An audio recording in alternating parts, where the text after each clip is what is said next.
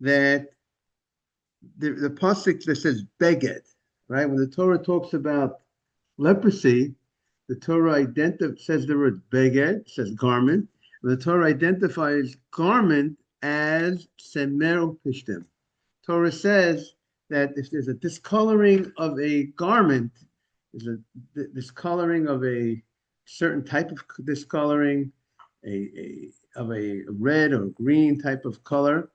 That's what it looks like those colors are. I mean, or red and yellow. You have to see however you translate the pasuk. But this coloring of a garment with spots, which is subject to which is leprosy, the Torah identifies as a beged, a garment of wool and linen, and therefore Rabbi Yishmael says so. Other places in the Torah where it says the word beged also means wool and linen. And the Gemara's understanding, and the Gemara wanted to say, what is he referring to also somewhere else in the Torah, wherever else the Torah says the word beged means wool and linen? So the Gemara wants to suggest that he's coming to say that when the Torah says of tzitzit, al kanfi bigdehem, the Doratam, you should go ahead and put it on your corners of your garment. What garment are we referring to?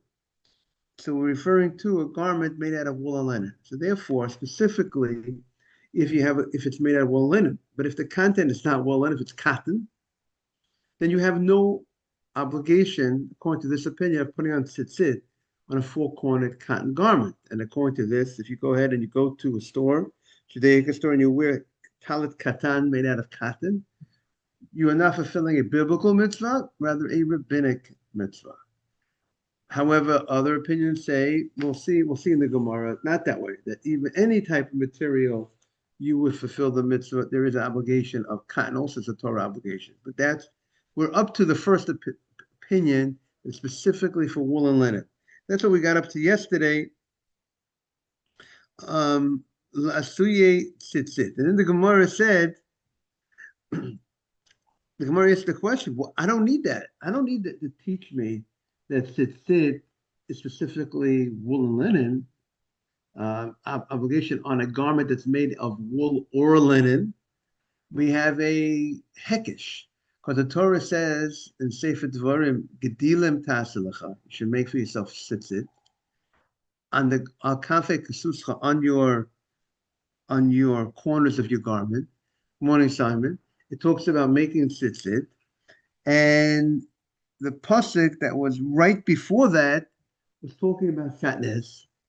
You can't twist wool and linen, together, threads together, stitch them together, and the Torah says it identifies shatnez. What is the mixing of the materials that you can't mix together? Wool and linen. And right if it says wool and linen by shatnez, it said make tzitzit. So the Gemara is saying the juxtaposition, if that's the right word, the connecting of the mitzvah of shatnez to the prohibition of shatnez, which is identified as wool and linen, to the mitzvah of tzitzit, that sheds light on what the tzitzit is referring to. What the case of tzitzit, good morning, Ralph, that the case of tzitzit is referring to a garment that's made out of wool and linen.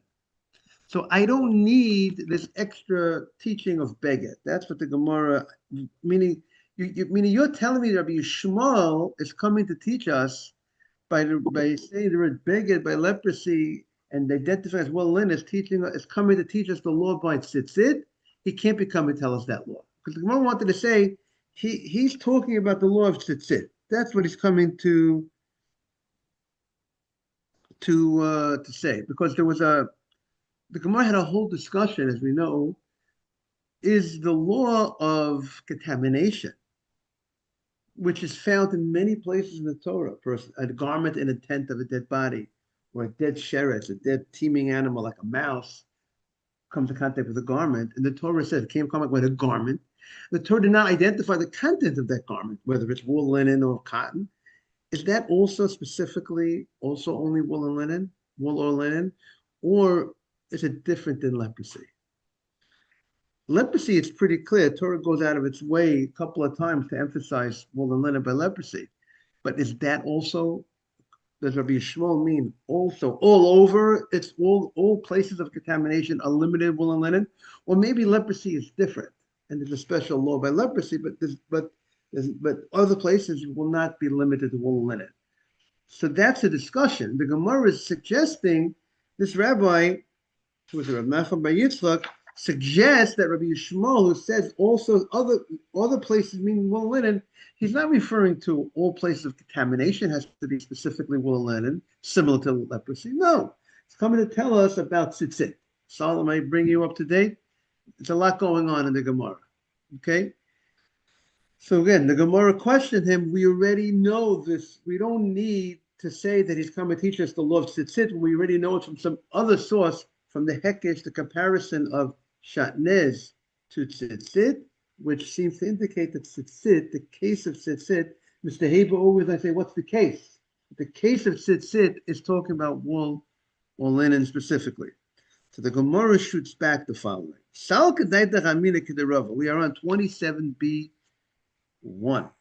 You might have thought like Rava. The Rava Rami. Rava asked the following question. Ktiv. The Torah says, V'nosnu al tzitzit ha-kanaf. It says you put on the tzitzit of the corner, which indicates min kanaf. Tzitzis hakanaf, the tzitzis of the corner, it's coming to indicate that the tzitzit has to match the garment. Meaning the material of the tzitzit has to be, if you have a certain type, if you have a garment that's cotton, then the tzitzit has to, the pasuk says, "V'oslam tzitzit, make for yourself tzitzit. Al kanfei b'deim l'daratam." Right? That's what I'm saying. I can't forget you should go ahead, you should make your tzitzit on the corners of your garment. V'nosnu al tzitzit ha-kanaf. And you should put on the tzitzit of the corner a string p'til techelet. That's only one.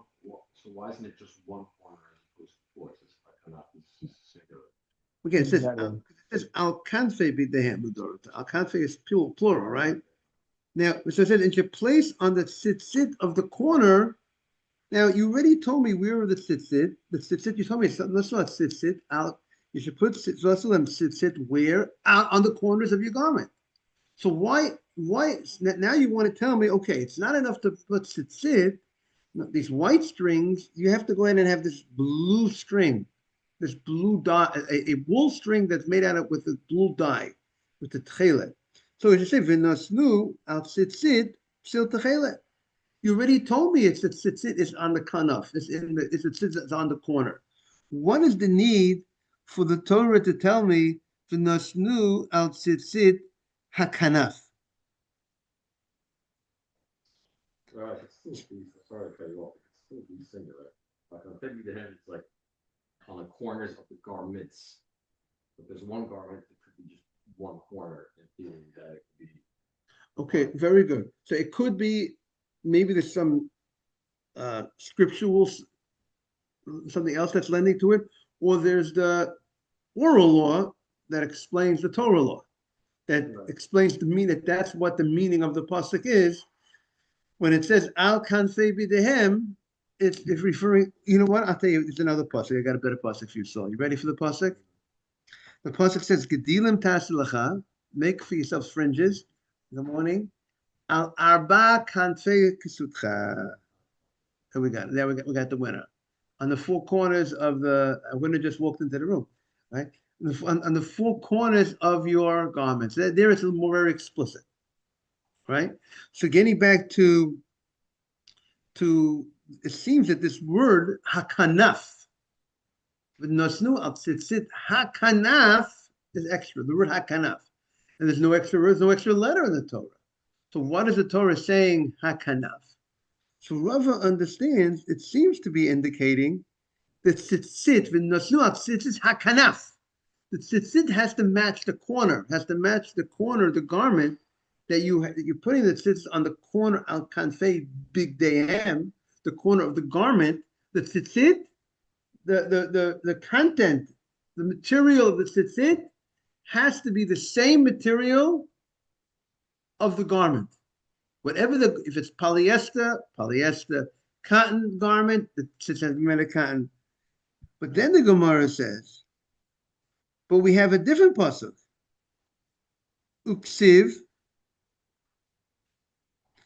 It says about gedilim taselacha, that you make for yourself tzitzit, and it's right next to the pasuk of semer upishtim. Right? It says don't wear shatnez, wool and linen, and then right after it says don't wear such wool and linen together. Gedilim taselacha. Make for yourself fringes, make for yourself tzitzit, which means tzitzit could be made from wool and linen. It's not limited to the material that matches the garment. It just says semer upishtim, that you can make the tzitzit, the strings out of wool and linen would be able to be used for all garments, because it says on the corners of your garment, whatever the garment is made out of. So now we have 27b1. So we have a apparent contradiction. Do the tzitzit, the strings, have to match the material of the garment, or the tzitzit do not have to match the material of the garment? Seems that's Rava's Rami, his question. We're going in two different directions, opposite directions. So Rava says, you know what? No problem. Okay, so how can you explain the apparent contradiction?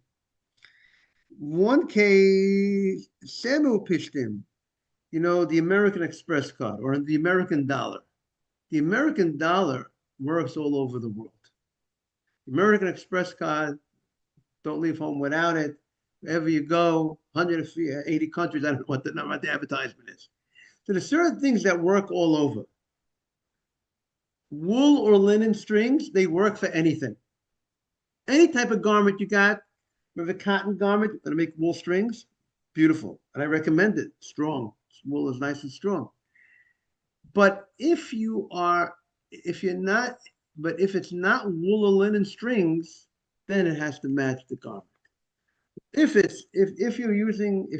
you're making a cotton garment and you don't want to make wool or linen strings, you got to be cotton. Either wool or linen strings, that works for everything, and if it's not wool or linen strings, then the strings have to match the garment. If it's wool or linen, potrin be'meminan bein shelo b'minan, they will exempt, they will cover a garment that's whether it's minan, also a garment made out of wool or linen. The wool or linen strings will take care of a wool string will take care of a wool garment. A linen string will take care of a linen garment. But not only will a wool string or a linen string take care of its own, but it's also bein shelo b'minan. Even if it's not their own, they don't match the wool or linen string to a cotton garment, to a polyester garment, it still works. Bein b'minan, bein shelo b'minan. In contrast to sharminin, other types of materials, other types of strings that are not coming from wool or linen family, they only can help their own. Minan potrin. If it matches its type, that the strings match, if it's not a wool or linen string, the rabbi will tell you it gotta be, right? Based on this Gemara, it has to be matching the garment. The minan potrin, it will exempt only if it matches the material of the string matches the garment. Shelo b'minan, if it's a garment that's not from the material of the strings, if the string is not wool or linen, ain't potrin. It will not cover, it will not exempt the garment. It won't do the job. You got to get different strings in. You have to get the strings that match, either get the wool and linen strings on the garment or get the strings that match the material of the garment. Okay, a beautiful, interesting halacha. But yeah, All right, let's just say the length of the beggar. so the life of a beggar, The length. the length. Very good. So it says supposed to be amma by amma, amma by amma. And the question is, what is it? How much is an amma by amma? Is a matter of discussion. I think it says small as 18 inches by 18 inches, and it is as some go 24 inches by 24 inches. I think maybe people do a little higher, usually between 18 and 24 inches. Rav David Feinstein of blessed memory told me, what I recall, 22. You use a 22 inch by 22 inch. That was his. I mean, that's what he would recommend that people should use. Not this. I'm not saying that if it's less than 22 inches, you don't get the mitzvah, but I think I presume because he's concerned that maybe the amma is like 21 plus inches. You know what I'm saying? So therefore, he would say 22 inches by 22 inches. That would be his recommendation of the size of tzitzit. Twenty, 22 inches. Outside of like the polyester ones that are like perforated, like a wool perforated tzitzit, so you can breathe. You know, I could not that. I mean, I know that you do it every day. I don't necessarily wear it every day, but like it was lighter on my skin that I could breathe better. So Rabbi Fari was number one. He was giving out light wool tzitzit because he felt that would make it easy for the people. But I believe it's not all. Meaning, let's understand in halacha, according to the Rabbi Yosef Cairo, chief rabbi of the Sephardic community, so to speak, Moran Machaber, to fulfill the Torah's obligation is on a wool garment.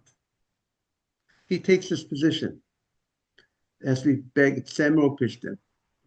If it's therefore they try very hard to wear a talit katan made out of wool, at least you know you're fulfilling, according to all the opinions, he fulfilled the biblical mitzvah. But he also agrees there's a rabbinic mitzvah on materials that are not wool or linen, on a cotton. So you could take a cotton undershirt. They make from cotton.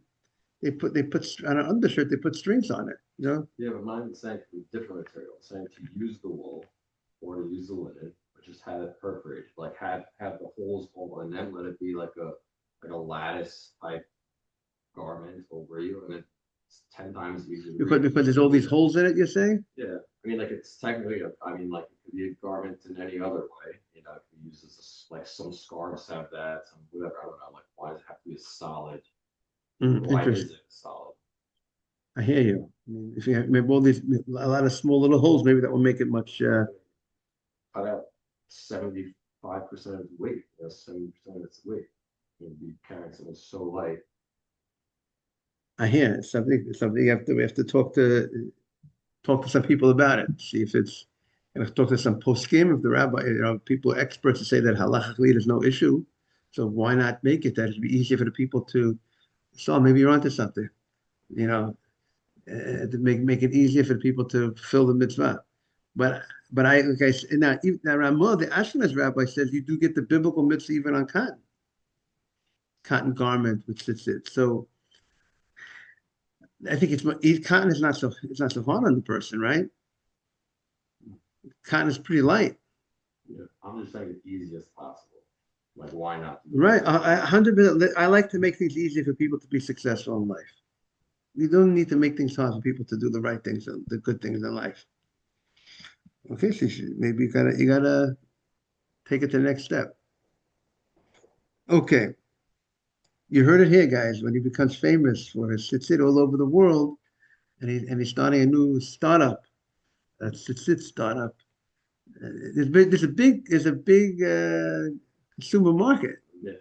There's a lot, and the Jewish community is getting bigger. Thank God, right, Simon?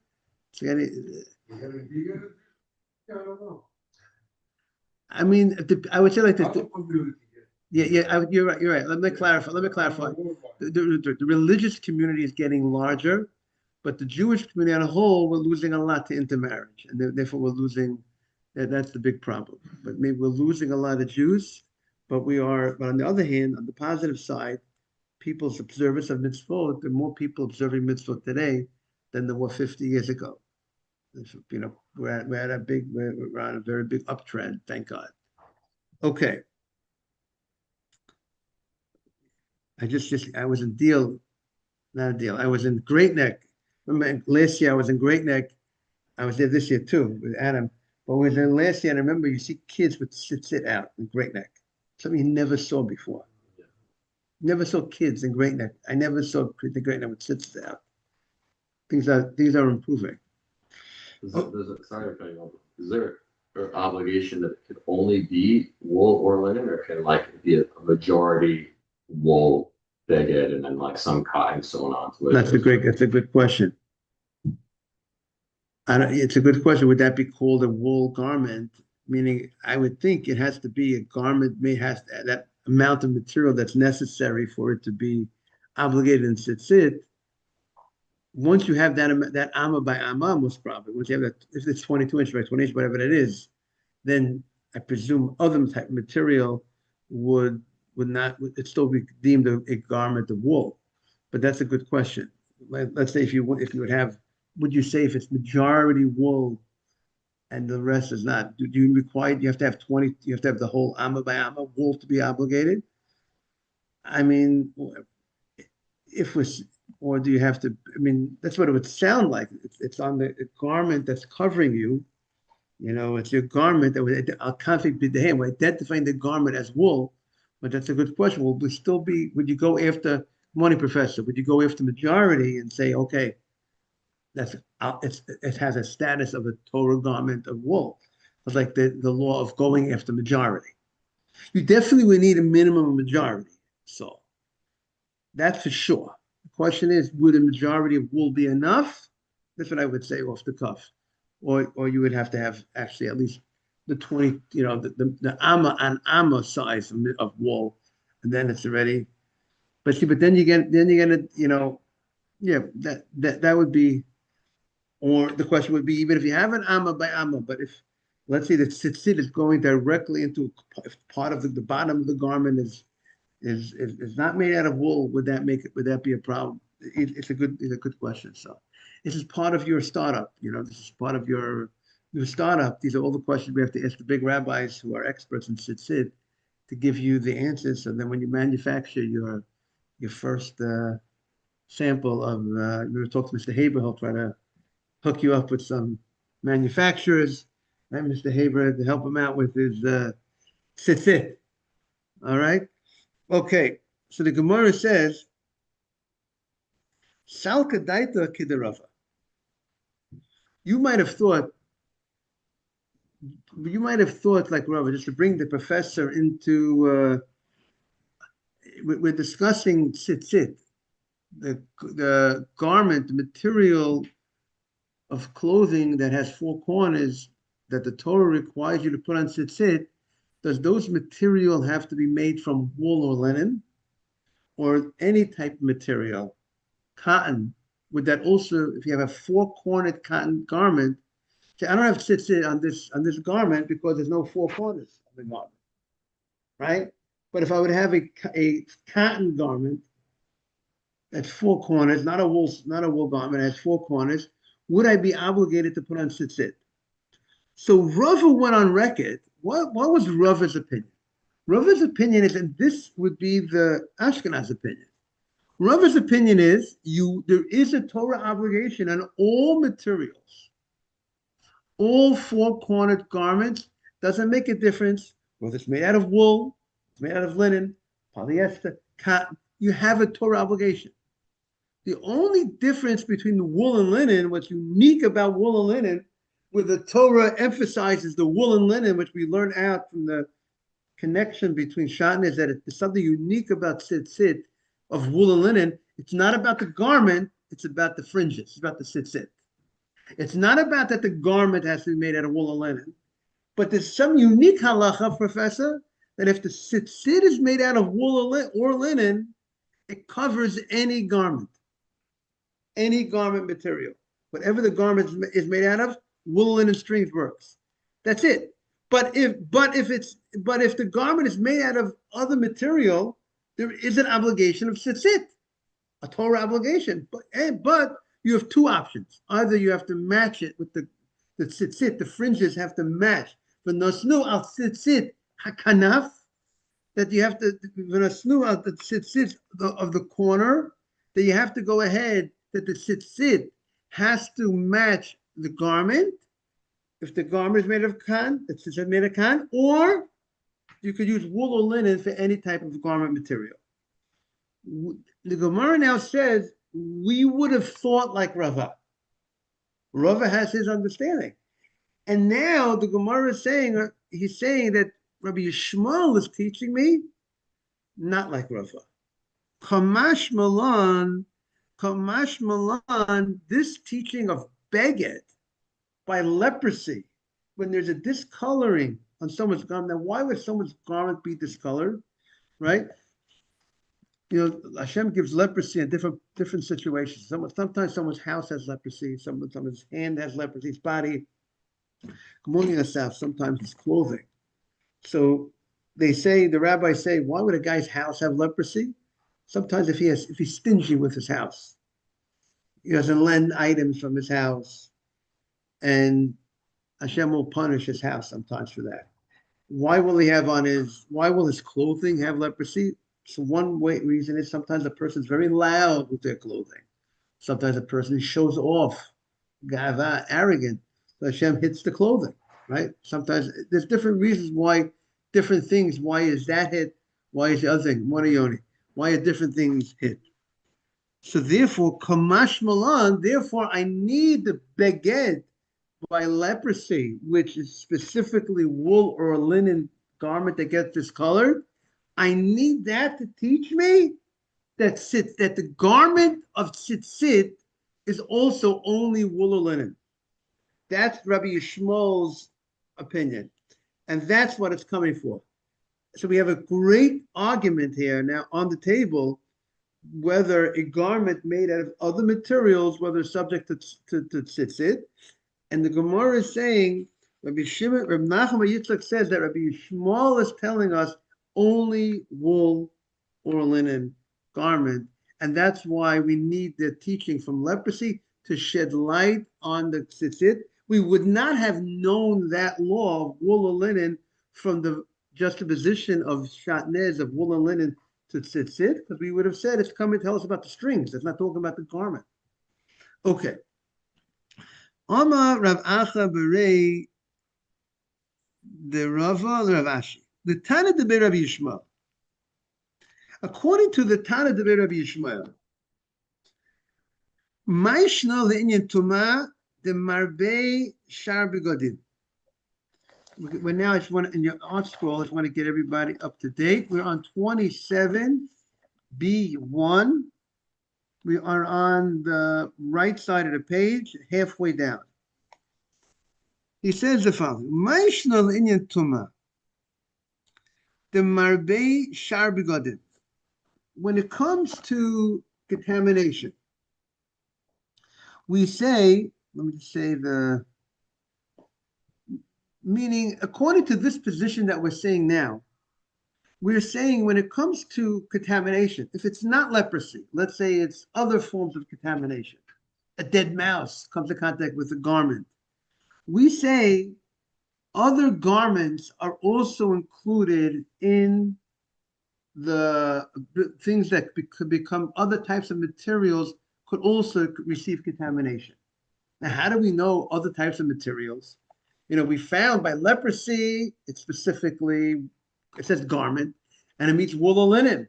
How do we know by other types of forms of contamination that it's not just wool or linen?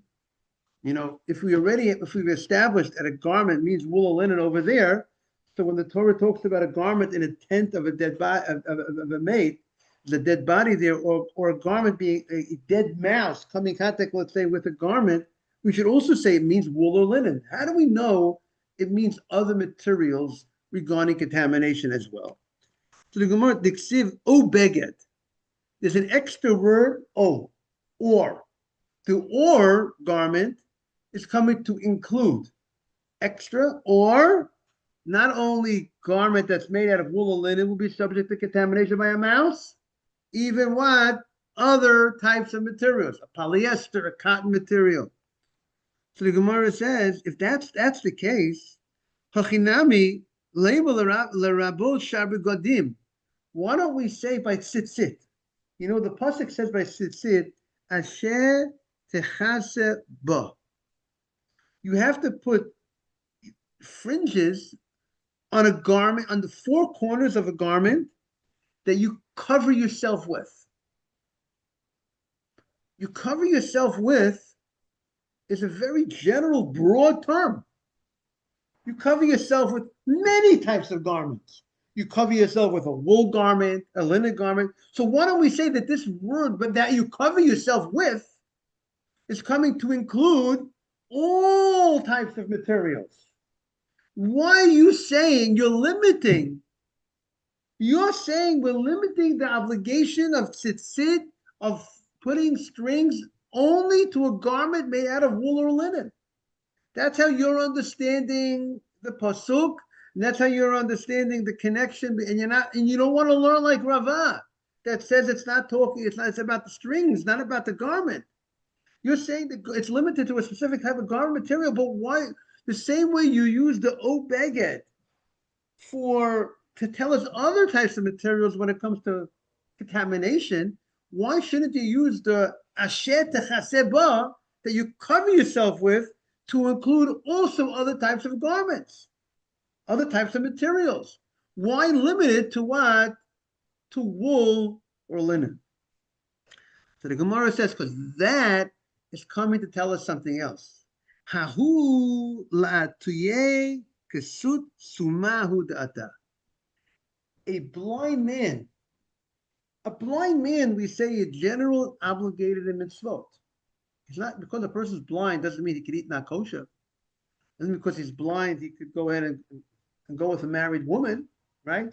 The fact that someone's blind doesn't mean he's blind. He doesn't have to keep Shabbat. That's not we say. A sumah, a blind man is obligated in the mitzvot, right? That's the general. There was a question at one time in the Gemara: is a blind man obligated in mitzvot? Not obligated, but we hold he's obligated in mitzvot. Now, what about tzitzit?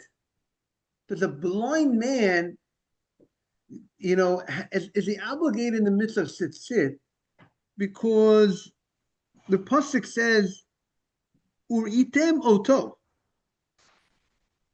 It says about tzitzit, about seeing the tzitzit, right? It says we see the tzitzit, professor, and we remember the mitzvot, right, Asaf? Right, Ralph? And we remember the mitzvot. Rashi says the word tzitzit equals the numerical value of tzitzit is 600, and there's 8 strings and 5 knots. That's 13. See, when you see the tzitzit, you think of the 613 mitzvot. The Ramban Nachmani says, Urita Moto is not referring to the tzitzit itself, the general tzitzit, all the tzitzit. It's referring to the tchelet, the blue string. When you see Oto, that string, then you'll remember all the mitzvot, because that string of the blue reminds you of the ocean, the color blue, right? And that faces the heavens and reminds you about Hashem, Kisei HaKavod in heaven. That's how you remember all the mitzvot. But you might have thought, by the fact that the Torah says you have to see it, so if a guy is blind, he can't see the tzitzit, you would have thought maybe he's exempt from doing this mitzvah of tzitzit. But the pasuk says, "Asher techase ba," this broad statement that you cover yourself with, that's coming to tell us that even a blind man is obligated in the mitzvah. He covers himself with tzitzit. So even though he doesn't see, but other people see his tzitzit. And therefore, he is obligated to go ahead and put on tzitzit. So therefore, Asher techase ba,